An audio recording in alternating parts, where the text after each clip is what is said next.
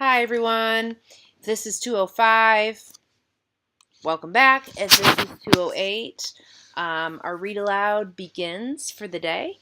And just as a quick reminder, more for 208 than 205, since I just read to you, I just kind of want to remind you what we last read.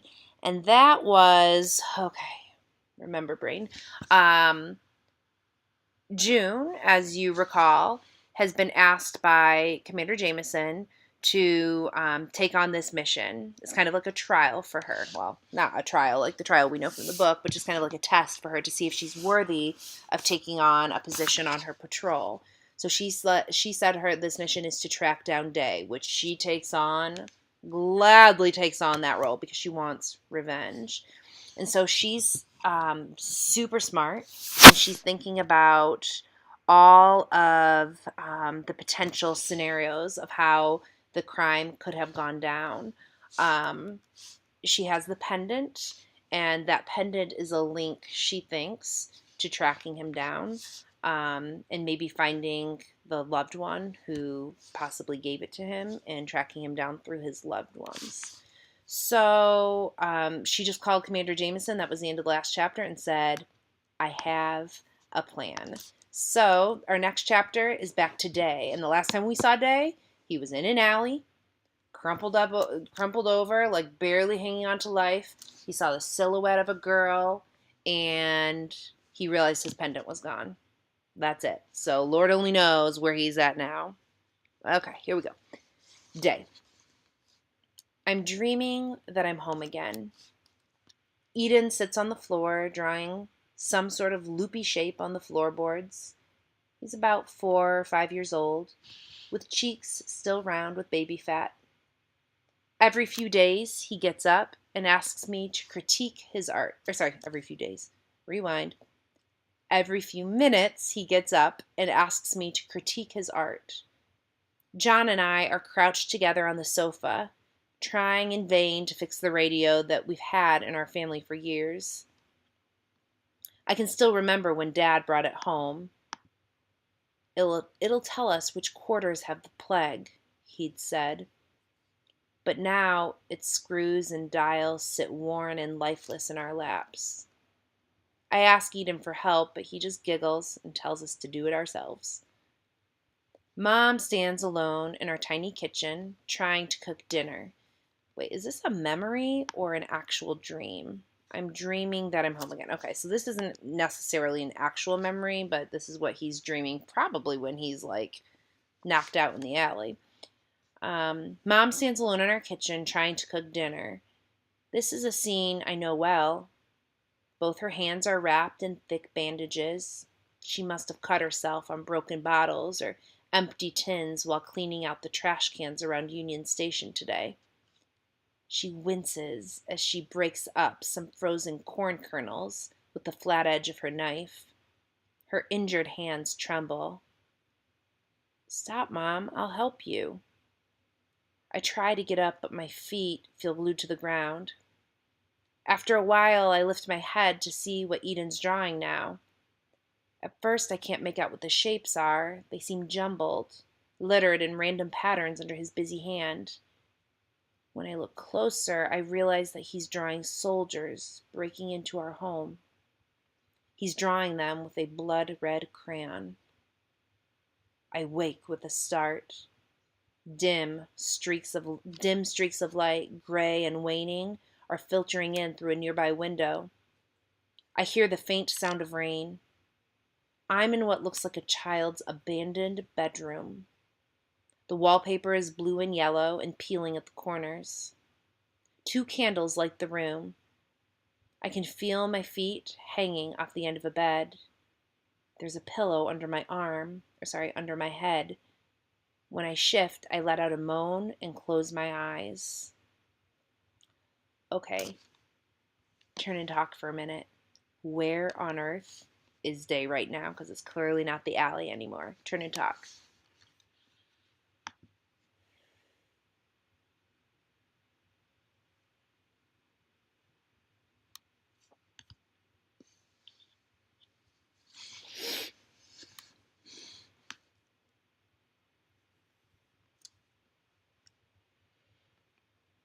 Okay, eyes back up here, everybody. I'm sure you have all kinds of ideas about where he might possibly be. I read ahead just a couple lines, and so it's a little bit of a giveaway. Not so much where he's at, but you'll see. I let out a moan and closed my eyes. Tess's voice drifts over to me. Can you hear me? She says.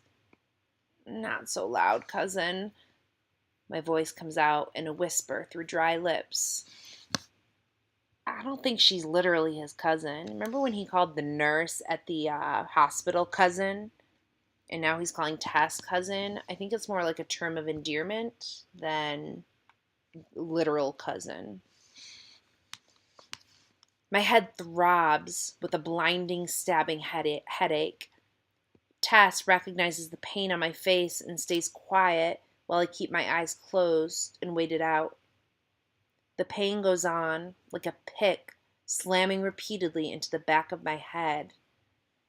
Oh, that gives me a headache. After an eternity, the headache finally starts to fade. I open my eyes. Where am I? Are you all right? Tess's face comes into focus. She has her hair pulled back in a short braid, and her lips are pink and smiling. Am I all right? She says. You've been knocked out for over 2 days. How are you feeling? Pain hits me in waves, this time from the wounds that must cover me. Fantastic. Tess's smile fades. You pulled a close one there. Closest one yet. If I hadn't found someone to take us in, I don't think you would have made it. Suddenly, everything comes rushing back to me. I remember the hospital entrance, the stolen ID tag, and the stairwell and the laboratory, the long fall, my knife thrown at the captain, the sewers, the medicine. The medicine. I try to sit up, but I move too fast and have to bite my lip from the pain. My hand flies to my neck. There's no pendant to grab. Something aches in my chest. I lost it. My father had given me that pendant, and now I'd been careless enough to lose it. Tess tries to calm me. Easy there. Is my family okay? Did some of the medicine survive my fall? Some of it. Tess helps me back down before leaning her elbows on my bed. I guess suppressants are better than nothing. I've dropped it off at your mother's home already, along with your gift bundle. I went through the back and handed them off to John. He says to tell you thanks. You didn't tell John what happened, did you? Tess rolls her eyes. You think I can keep that from him? Everyone's heard about the break-in at the hospital by now, and John knows you're hurt. He's pretty angry about it. Did he say who's sick? Is it Eden, Mom? Tess bites her lip.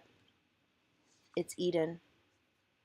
John says everyone else is fine for now, but Eden can talk and seems alert enough. He tried to get out of bed and help your mother fix the leak under your sink to prove he felt strong, but of course, she sent him back to bed. She ripped up 2 of her shirts to use as cool cloths for Eden's fever, so John said if you find any more clothes that fit Mom, he'd be happy to take them. I let out a deep breath. Eden. Of course it's Eden.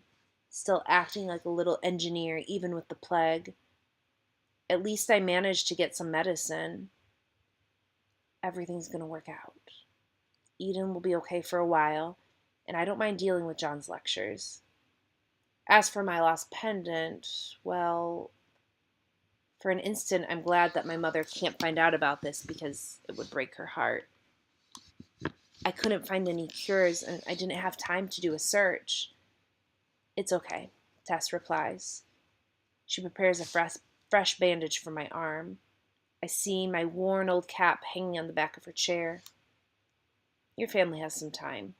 We'll get another chance. Whose house are we in? As soon as I ask this question, I hear a door close. then footsteps in the room next to ours. I look at Tess in alarm. She just nods quietly at me and tells me to relax. A man walks in, shaking dirty drops of rain from an umbrella. He carries a brown paper bag in his hands. "You're awake," he says to me. "That's good."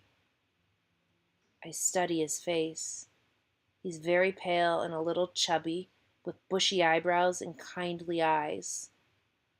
"Girl," he says, looking at Tess, "do you think he can leave by tomorrow night?" "We'll be on our way by then." Tess picks up a bottle of something clear, alcohol, I guess, and wets the edge of the bandage with it. I flinch when she touches it where the bullet grazed my arm. It feels like a match lit against my skin.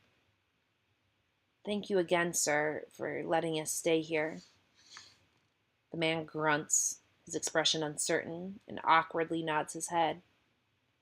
He looks around the room as if searching for something he's lost. I'm afraid that's as long as I can keep you. The plague patrol is going to do another sweep soon." He hesitates. Then he pulls 2 cans from a paper bag and sets them down on a dresser. "Some chili for you. It's not the best, but it'll fill you up. I'll bring you some bread, too."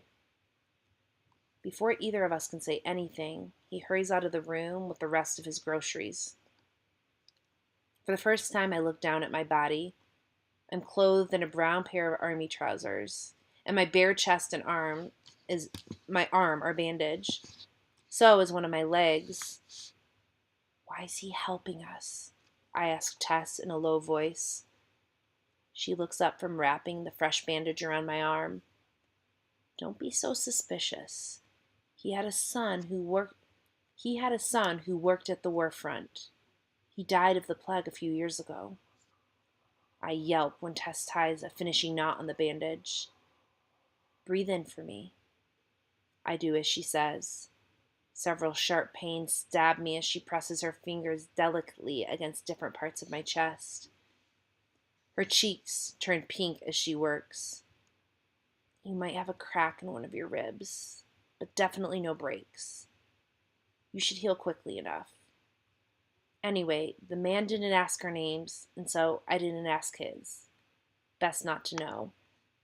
I told him why you got yourself injured like this. I think it reminded him of his son." I lay my head back down on the pillow. My body hurts all over. "I lost both my knives," I mutter, so that the man doesn't hear me. "They were good knives." "Sorry to hear it, Day," Tess says. She brushes a stray hair from her face and leans over me. She holds up a clear plastic bag with 3 silver bullets inside. "I found these caught in the folds of your clothes and figured you might want them for your slingshot or something." She stuffs the bag into one of my pockets. "Does that mean you was shot 3 times?" "She found 3 in the folds of your clothes." I smile. When I first met Tess 3 years ago, she was a skinny 10-year-old orphan rummaging through trash bins in the Nema sector. She needed my help so much in those early years that I sometimes forget just how much I rely on her now. "Thanks, cousin," I say. She murmurs something I can't understand and looks away. After a while, I fall back into a deep sleep. When I wake up again, I don't know how much time has passed. The headache is gone and it's dark outside. It might be the same day, although I feel like I've slept far too long for that. No soldiers, no police. We're still alive. I lie unmoving for a moment, wide awake in the darkness. Looks like our caretaker hasn't reported us. Yet. Tess is dozing on the edge of the bed with her head tucked into her arms. Sometimes I wish I could find her a good home, some kind family willing to take her in. But every time I have this thought, I push it away, because Tess would be back on the Republic's grid if she ever joined a real family, and she'd be forced to take the trial because she's never took it before. Or worse, They'd learn about her affiliation with me and interrogate her. I shake my head. Too naive. Too easily manipulated. I wouldn't trust her with anyone. Besides, I'd miss her. The first 2 years I'd spent wandering the streets by myself were lonely ones. I gingerly move my ankle in a circle. It's a little stiff, but otherwise pretty painless. No torn muscles, no serious swelling, enough to sit up without too much trouble. My hands go automatically up to my hair, which is loose and hanging past my shoulders. With one hand, I pull it into a messy tail and twist it into a tight knot.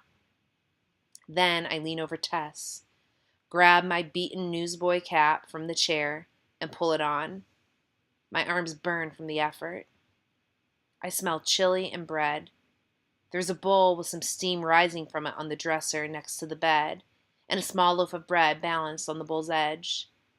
I think back to the 2 cans our caretaker had placed on the dresser. My stomach growls. I devour it all. As I'm licking the last of the chili off my fingers, I hear a door close somewhere in the house, and moments later, footsteps rushing toward our room. I tense up. Next to me, Tess jerks awake and grabs my arm. "What was that?" she blurts out. I hold a finger to my lips. Our caretaker hurries into the room, a tattered robe draped over his pajamas. "You should leave now," he whispers. Sweat beads on his forehead. "I just heard about a man who's been looking for you." I stare levelly at him. Tess gives me a panicked look. "How do you know?" I ask. The man starts cleaning up the room, grabbing my empty bowl and wiping down the dresser. "He's telling people that he has plague cures for someone who needs it. He says he knows that you're injured. He never gave a name, but he must be talking about you." I sit up straight and swing my legs over the side of the bed. There's no choice now. "He's talking about me," I agree. Tess snatches up a few clean bandages and stuffs them under her shirt. "It's a trap. We'll leave immediately."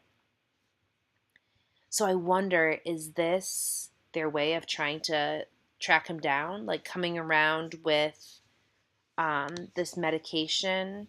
I heard that there's a man that's searching for it. He's telling people he has plague cures for someone who needs it. So it's a trap because Day knows, like this is probably Day's doing, I think. Because Day knows the fact that he took the suppressants, he needs those for somebody. Somebody in his life has the plague, who we know is Eden. And so by having a man go around pretending to sell plague cures, they're hoping to draw out Day. They're hoping that Day will be out there saying, "I need a cure, I need a cure." But they're not. They weren't born yesterday. They're not stupid. They can see it for the trap that it is. "It's a trap. We'll leave immediately." The man nods once. "You can get out through the back door, straight into the hall on your left." I take a moment to meet his eyes. In that instant, I realize that he knows exactly who I am. He won't say it out loud, though. Like other people in our sector who have realized who I am and helped me in the past, he doesn't exactly disapprove of the trouble I caused for the Republic. "We're very grateful," I say. He says nothing in return.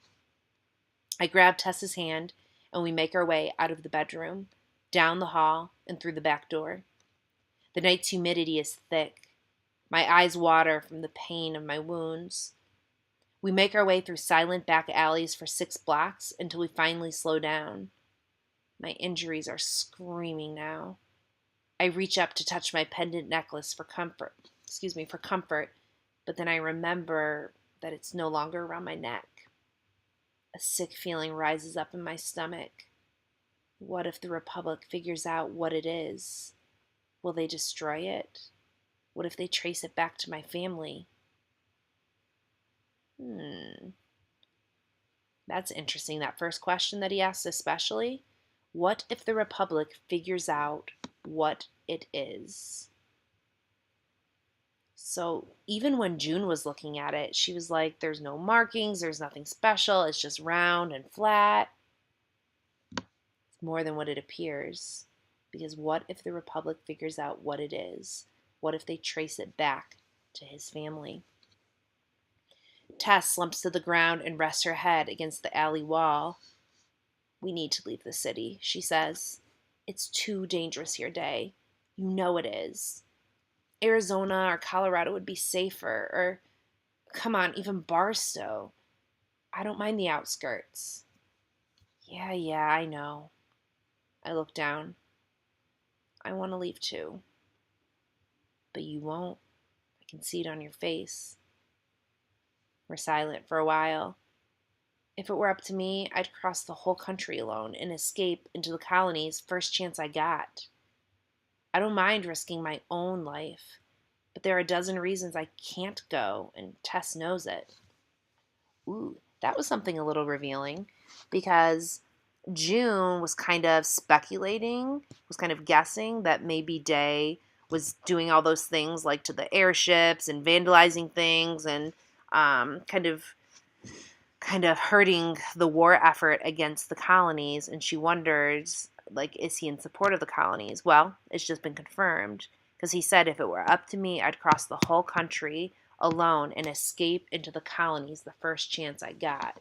So obviously, even though he lives in the Republic, he's grown up in the Republic, he wants nothing to do with the Republic. He wants to get out, and he wants to join the colonies.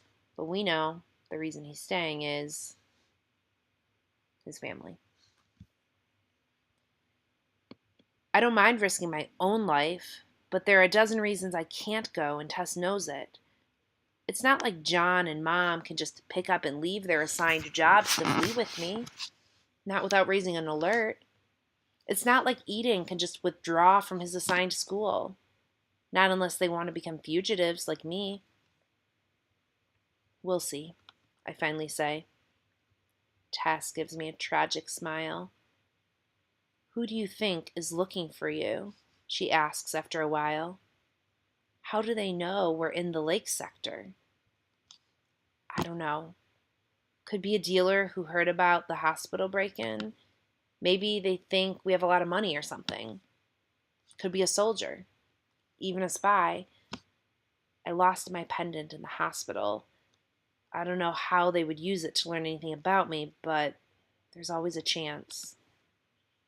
What are you going to do about it? I shrug. My bullet wound has begun to throb, and I lean against the wall for support. I'm sure as heck not meeting him, whoever he is. But I got to admit, I'm curious to see what he has to say. What if he does have plague cures? Tess stares at me. It's the same expression she wore the very first night I met her. Hopeful, curious, and fearful all at once. Well, can't be any more dangerous than your crazy hospital break-in, yeah? I gotta go reread that. Are they thinking about going to this man who they think is a trap to see if he really has a cure? I think they are. I'm sure as heck not meeting him, whoever he is, but I got to admit it. I'm curious to see what. Hold on, rewind. Soldier, a spy, I lost my pendant at the hospital. I'm trying to think, does he know about June? That June is this person that might be investigating him, but he just calls it a him because he doesn't realize it's a girl? Or is he talking about the soldier that supposedly is coming around with a cure? I'm sure as heck not meeting him, whoever he is, but I got to admit, I'm curious to see what he has to say. What if he does have plague cures? I think he's talking about the person coming around. It's the same expression she wore that first night. Well, can't be any more dangerous than your crazy hospital break-in, yeah? So it sounds like they are going to go to meet up with whoever this person is. Maybe it is June herself going around pretending to be selling the cure. Maybe she's not sending soldiers. Maybe she's just going to take care of things on her own. Who knows? All right, everybody. That is Read Aloud for today. I hope you enjoyed yourself. Our next chapter, we will be back with June, and the saga continues. Have a great day. Be awesome for the sub. I can't wait to hear the amazing report when I come back. Bye.